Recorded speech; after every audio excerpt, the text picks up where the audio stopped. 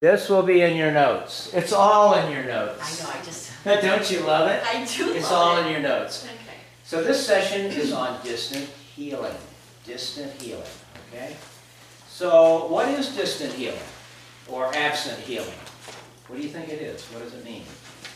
Somebody's in another place. Somebody's in another place. It's doing healing on someone that's not physically present, right? Correct. Very good, Valerie. Okay.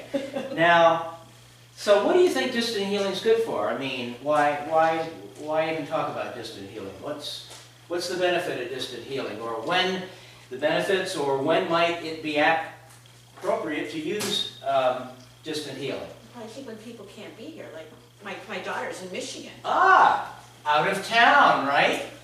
Okay, person's out of town. They have to travel for a long, have to travel long distances. Okay, excellent. What else? When might distant healing be appropriate? Well, when they physically can't, they might not even be able to leave the room.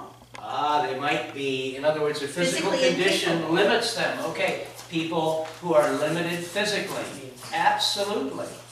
Physically, and how about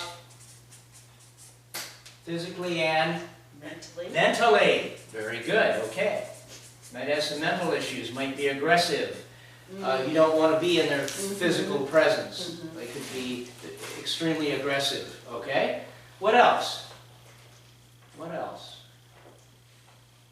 Well, the healer may be someone who has a specialty, lives in a certain area, and a lot of people from across the United States would like to see them. Okay, And they can't get there. correct. Again, they're out of town, they're a long way away, okay? What about small children that are very hyper, they're active, right? Okay? Distant healing would really be good with them. Okay? Small children that are very active. Yes, Valerie. Well, I was just thinking even affordability, because sometimes that you can afford the healing, but you can't afford the hotel room, the travel, the whatever. Okay, okay. Right, out of town, affordability. Okay, it's more cost productive for the client.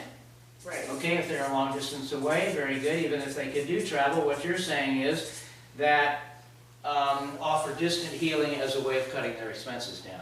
Okay. They're highly Okay. contagious. Huh? They're highly contagious. Very good. Very contagious, right? Yeah. Oh, You don't want to, right? yeah, I didn't even think of that one at all. Okay, they're really contagious, however you spell that. Infectious. Can't do it. Why does my spelling go to pot on a chart? It You know, always mine does does, too. right? Okay, how about somebody that, highly contagious, how about somebody is in jail? Oh, wow. Yes. I mean, they want healing as well, right? Well, I just, Many times, yes. Yes, people that are in jail, they're incarcerated, okay? People in care facilities. Yes, healthcare facilities. Where you don't, possibly don't have as easy access. Yeah. Or in hospitals, and they're in such a state, like they might be in ICU or something like that, where you're not even permitted to see them, even if you could, right? So hospitals. We are now allowed to be in the delivery room, you know. Aha! That's And it. we are in the UK. Yes, that's We it. are allowed in the to be. delivery room, That's really? it. Oh, my Where- goodness. where- So, I love this one. Can Yeah. you imagine? Excellent. So I love this one. I've always been called in to be with people. So you know, What they're giving birth? yeah, so really, animals love this work, right? Animals love this. What about big horses or elephants? Uh-oh. It might be a little more convenient to do distant healing on them. Animals. So animals, are they, or you might have an animal that's very, very reactive. They're hard to get close to and settle them down. So distant healing would be a really good option. Kind of like some family members. Yes, so. Yeah, like family, okay, okay. So anyway, and like we're going to show you today, it might be convenient. What if you want to work on a group of people? That's what Oh, you're saying. yeah, group work. Yeah, group work, very good. Okay, group work. Okay, so we could come up with some more, I'm sure, but that gives you an idea of the value of distant healing, where we can use it, okay? okay, where it makes sense. So, distant healing, now we can do distant healing on one person, we can do distant healing on a group of people, and we as a group can do healing on people. So what we're going to do today is we as a group, we're going to do a group healing exercise on a group of people. Okay, so what I'd like you to do is write 2 or 3 names of someone you would like to include in this group today for healing. Okay, first names will be fine. Why are first names okay? Because it's all about vibration. Source knows. Okay, the energy will flow.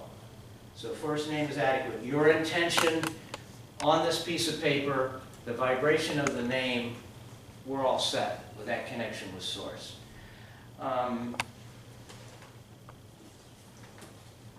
So, like all healing, distant healing works on the principle of what kind of love? Unconditional love, okay? So this is like all our other healing.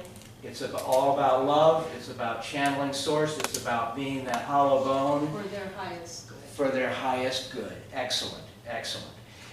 The other thing to realize is that the energy we're working with, the Source energy, it's beyond space and time.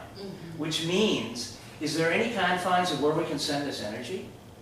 And how fast does it happen? It happens instantly. Anywhere in the world, I would say anywhere in the universe. It's beyond time and space. Okay. So, distant healing, really, it's almost like a form of deep prayer. And also keep in mind that you've written the people's names down. We're going to be praying. We're going to be sending healing energy to them. And you say, well, okay, right now they're not, maybe fully aware that we're doing this. Keep in mind, we are going to do the gap. We are going to do what we normally do. But keep in mind that their higher selves will not allow any energy that is not for their highest and best good. So we are honoring, their free will be honored, okay? Just keep that in mind. We're not doing anything that their higher self would not allow, okay? That's the filter, And That's the permission? Yes. Well, we're going to do the gap. We're going to actually go through and do the permission as well. But I'm saying, if you're like, do you pray for people? Do you ask their permission before you pray for them? No. It's the same type of thing. It's the same type of thing. Well, what about the healing when we have to ask permission? We are going to do the gap. We'll go through that. This is the healing, a healing also though, right? Correct, yeah, absolutely. But what he's Absolutely. saying is the piece that comes into play when we don't have somebody physically present is that the higher self will allow or disallow according to the highest good of the person.